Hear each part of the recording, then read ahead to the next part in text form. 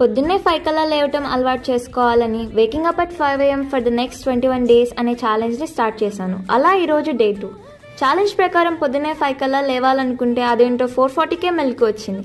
సరేలే ఒక 20 minutes time ఉంది కదా అని పడుకుందాం అనుకుంటే అస్సలు నిద్ర పట్టలేదు.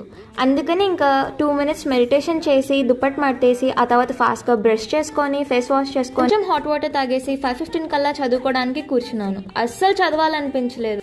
సరే ఎలాగో ఎగ్జామ్స్ దగ్గరికి వస్తున్నాయి, అట్లీస్ట్ ఒక సమ్ అయినా నేర్చుకుందామని ప్రాక్టీస్ చేయడం స్టార్ట్ చేశాను. Hectic some, headaches Cummins.